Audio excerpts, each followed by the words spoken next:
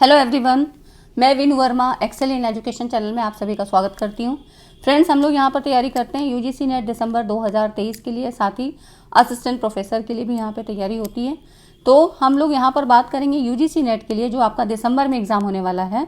उसमें हम पेपर 1 के एक इंपॉर्टेंट टॉपिक को यहाँ पर डिस्कस करेंगे जो कि है प्लेजरिज्म। ठीक है, प्लेजरिज्म मतलब साहित्यिक चोरी एक स्कोरिंग टॉपिक है, रिसर्च एप्टीट्यूड से आपका बनता है और एक सवाल आता ही आता है। ठीक है, और अब काफ़ी एडवांस लेवल के सवाल पूछे जा रहे हैं। तो आप चैनल पे पहली बार आए हैं तो सब्सक्राइब कर लीजिए, क्योंकि यहाँ पर मैं जो देती हूँ आपको वो ट्रेंडिंग टॉपिक्स भी देती हूँ, ताकि आपको ट्रेंड पता लगे कि चीज़ें क्या हो रही हैं, है ना। जहाँ पर चीज़ों को मतलब ये नहीं कि पुराने पैटर्न से ही हमको पढ़ना है, अभी एडवांस लेवल पे क्या क्या चीज़ें पूछी जा रही हैं और हमें अपना कितना जो है लेवल और बढ़ाना है पढ़ाई का, या हमारे पास कंटेंट जो है वो क्वेश्चन के हिसाब से है कि नहीं है, कि पैटर्न किस तरह से बदल रहा है।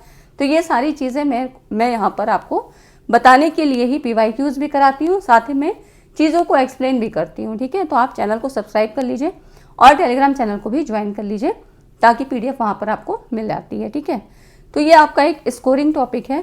आज की इस वीडियो में हम लोग यहाँ पर 2023 के सारे PYQs को यहाँ पर डिस्कस करेंगे जो भी अभी तक पूछे गए हैं इस टॉपिक से। ठीक है, तो पेपर 1 की तैयारी आपकी होती है, साथ ही पेपर 2 एजुकेशन की। तो जो भी न्यू कमर्स हैं, जो नए एस्पिरेंट्स हैं, वो लोग पहली बार एग्जाम देंगे तो इन टॉपिक्स को समझ लें, ताकि ज़रूरी नहीं है कि आपको 2, 3, 4 अटैम्प्ट लेने ही हैं। पहले अटैम्प्ट में भी आपका क्लियर हो सकता है। कम से कम पेपर के पैटर्न को समझने का प्रयास करें। ठीक है, तो सारे PYQs को हम लोग देख लेते हैं। और इससे पहले मैंने इसी टॉपिक से संबंधित एक वीडियो बनाई थी, वो आपको प्लेलिस्ट में मिल जाएगी या मैं डिस्क्रिप्शन में भी दे दूंगी, तो आप उसको देखिएगा। उसमें आपको सारी चीज़ें मैंने थ्योरेटिकल भी बता रखी हैं और साथ में PYQs भी। ठीक है, तो उसमें सारी चीज़ों के बारे में बताया, क्योंकि ये जो प्लेजरिज्म है ये ऐसा टॉपिक है कि यहाँ से क्वेश्चन जो है काफ़ी बनते हैं, चाहे इसके जो है वेबसाइट के बारे में हो, टूल्स के बारे में, कौन कौन से टूल्स होते हैं प्लेजरिज्म चेकिंग के लिए, और आपकी प्लेजरिज्म होता क्या है, लेवल्स के बारे में, इन सारी चीज़ों को हम डिस्कस करते हैं। तो इस वीडियो में मैं खाली PYQs को बताऊंगी, साथ ही उनके एक्सप्लेनेशन भी। ठीक है, और बहुत सारा डिटेल मैंने उस वीडियो में करा दिया है, तो वो यहाँ पर रिपीट करने का कोई मतलब नहीं है। ठीक है, चलिए स्टार्ट करते हैं और देखते हैं कि यहाँ पर ये सारे क्वेश्चन हैं, ये आपके जून में आए हुए क्वेश्चन हैं। ठीक है, जून 2023 में जो परीक्षा हुई थी और जो फरवरी मार्च में हुई थी, ये 2 सेशन आपके एग्जाम के हो चुके हैं। तो ये सारे PYQs हैं। तो सबसे पहले तो समझिए कि प्लेजरिज्म होता क्या है, साहित्यिक चोरी से मतलब क्या है। तो शोध में साहित्यिक चोरी किसी और के विचारों, शब्दों या कार्य को उसको कोई क्रेडिट दिए बिना, कोई भी उचित श्रेय या उसकी स्वीकृति लिए बिना उपयोग करने की क्रिया है। मतलब किसी ने अपना कंटेंट बनाया और आपने उसको कॉपी करके थोड़ा बहुत काट छाँट करके उसको अपने में यूज़ कर लिया अपने नाम से, है ना। इसे क्या कहते हैं, ये जो है क्या होगा, नैतिक उल्लंघन का, ये क्या हुआ, नैतिक उल्लंघन ही माना जाएगा, है ना। मतलब ये एथिक्स के खिलाफ है कि आप किसी का भी कंटेंट उसको बिना रेफरेंस दिए, उसका नाम बिना लिए, उसको कोई थैंक्स बिना बोले आप उसका कंटेंट खुद यूज कर रहे हो। ठीक है, ये हो जाता है साहित्यिक चोरी। और जो भी हायर एजुकेशन इंस्टीट्यूट हैं, उच्चतर शिक्षा संस्थान, तो यहाँ पर एकेडमिक मतलब जो भी उच्चतर शिक्षा संस्थानों ने एकेडमिक सत्यनिष्ठा एवं साहित्यिक चोरी, जिसको कि प्लेजरिज्म या जो है साहित्यिक चोरी की रोकथाम के लिए UGC विनियम 2018 मतलब 2018 एक्ट लागू किया गया था। इसकी यही जो है रोकथाम के लिए कि साहित्यिक चोरी ऐसे ना की जाए। ठीक है, अब देखिए ये तो हो गया आपका साहित्यिक चोरी के बारे में कि प्लेजरिज्म हम करते क्यों हैं, होता क्या है।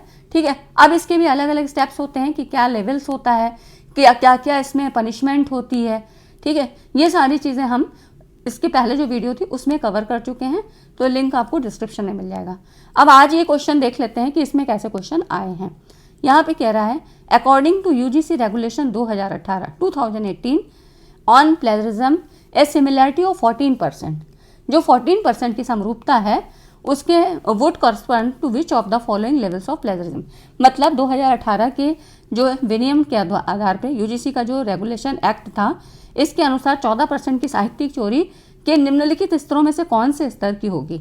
ठीक है, तो मैंने कहा आपको कि मैं एग्जाम क्वेश्चन के बीच बीच में मैं आपको चीज़ें बता दूंगी।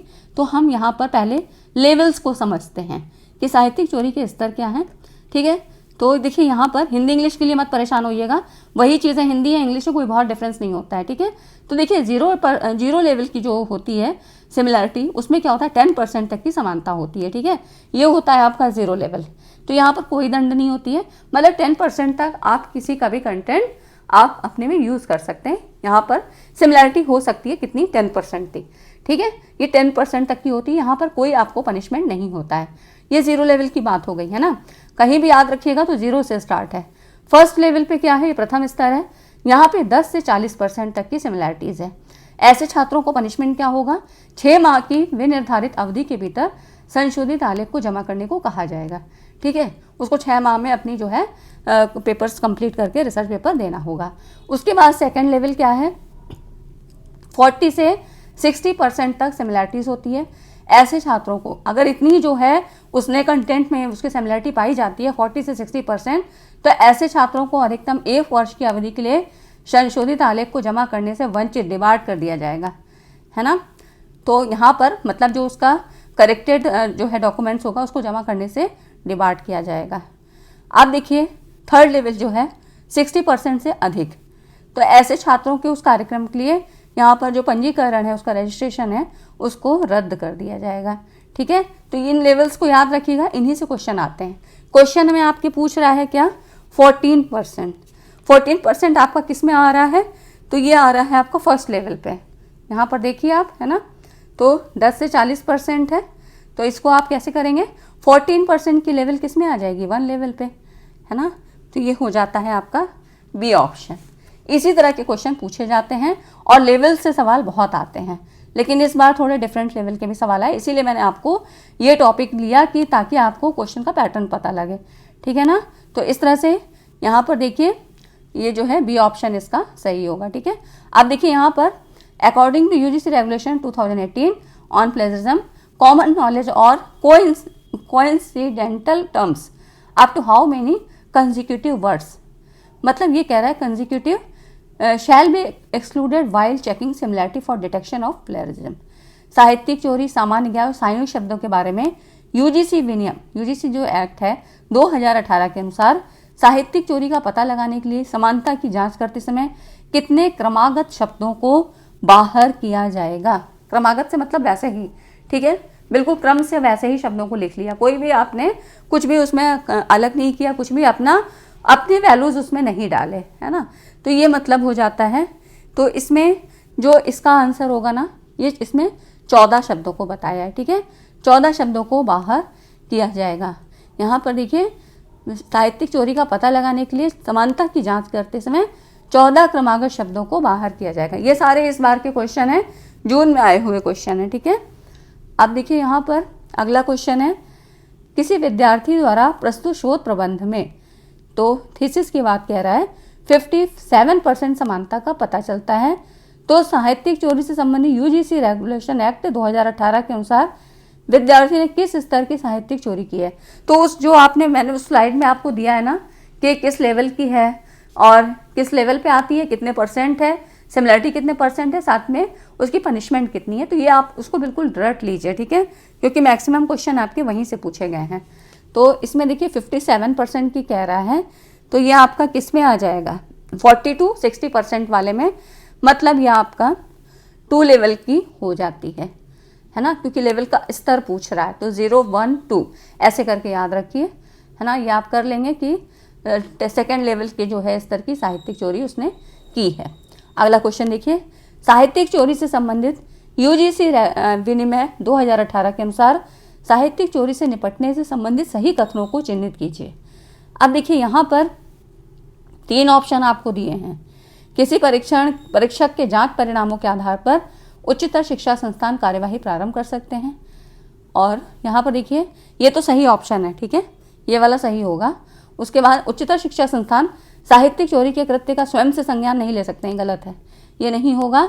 और यहाँ पे विभागीय अकादमिक निष्ठा पैनल की अध्यक्षता विभाग अध्यक्ष द्वारा की जाएगी।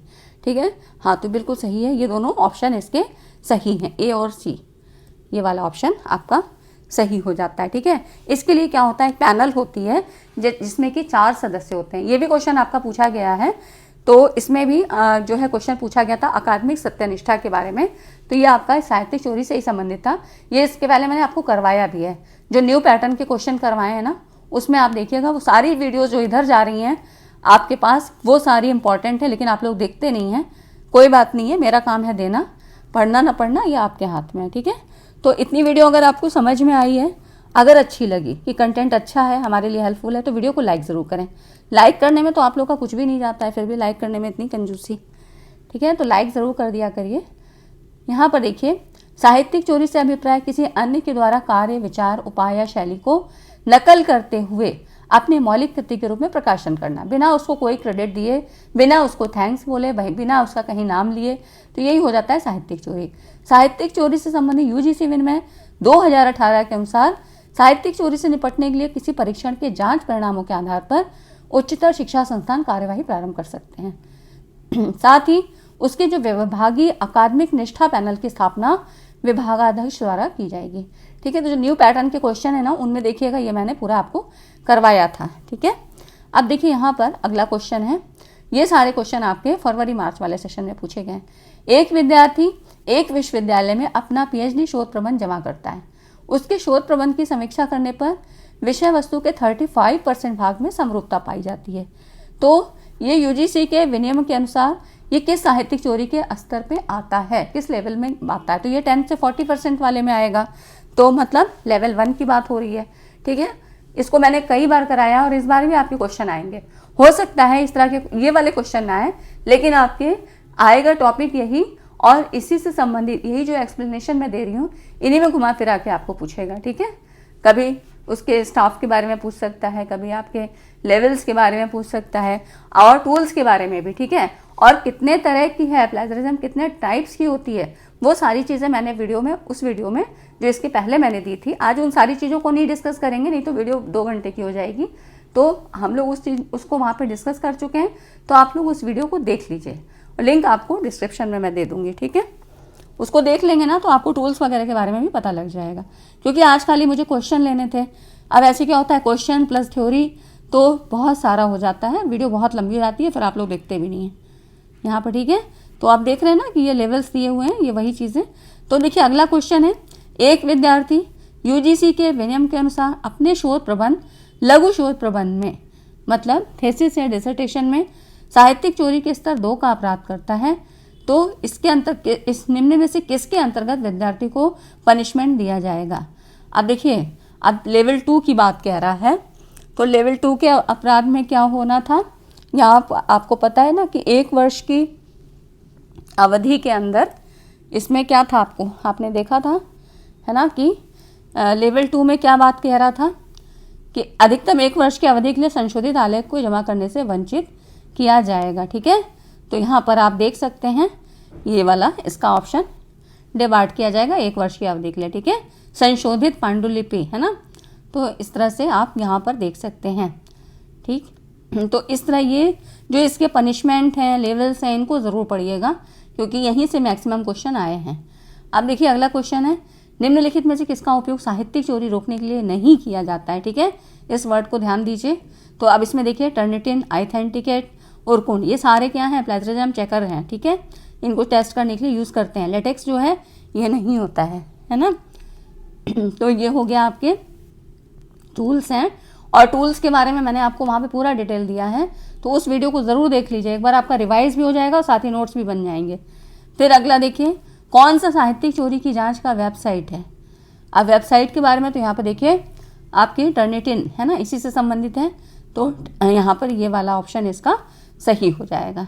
ठीक है फ्रेंड्स, तो ये चीज़ें हो गई आपकी, और बहुत सारी वीडियोज़ मैंने दे दी हैं जिसमें कि आपको टीचिंग का, रिसर्च का, कम्युनिकेशन का, और आपका पीपल डेवलपमेंट एनवायरनमेंट का, हायर एजुकेशन का, आईसीटी, मतलब मैक्सिमम चीज़ें मैंने आपकी इंपॉर्टेंट चीज़ें कवर करवा दी हैं। आप लोग देखते नहीं हैं, फिर वही होता है कि एग्जाम में ऐसे क्वेश्चन आए थे, क्योंकि साथ ही साथ हम क्या है, ट्रेंडिंग टॉपिक को करते हैं, और उसके साथ साथ जो अब क्वेश्चन आने की और संभावना है उनको भी यहाँ पे डिस्कस करते हैं। ठीक है, तो अगर वीडियो अच्छी लगी हो तो वीडियो को लाइक एंड शेयर ज़रूर करिएगा, क्योंकि अब जो वीडियो आपको मिल रही है ना, आप देखिएगा प्लेलिस्ट में 75 डेज प्लान करके, तब मैंने शुरू किया था, तब आपके पास 75 डेज थे, अब तो 60 डेज भी नहीं बचे हैं। ठीक है, तो आप जो है यहाँ पर देख लीजिए चीज़ों को, क्योंकि वो सारी चीज़ें आपके एग्जाम ओरिएंटेड हैं। क्योंकि यहाँ पर मैं जो आपको क्वेश्चन के तो थ्रू आपको कॉन्सेप्ट दिया जा सकता है, उनको वैसे करवाया जाता है। जो लगता है कि आपको थ्योरी मतलब एक्सप्लेनेशन पूरा देना चाहिए, वो वहाँ पे ऐसे करवाई जाती है। मतलब कम समय में कैसे ज़्यादा चीज़ें जो है क्लियर हों, आपकी कॉन्सेप्ट क्लियर हों, ये मेरा उद्देश्य है। तो आप लोग भी मेरा थोड़ा सहयोग करिए, चैनल का भी सपोर्ट करिए और लाइक एंड शेयर ज़रूर किया करिए। शेयर नहीं करते हैं आप लोग, अपने फ्रेंड्स ग्रुप में शेयर कर दीजिए। ठीक है, चलिए मिलते हैं अगली वीडियो में। Thanks for watching.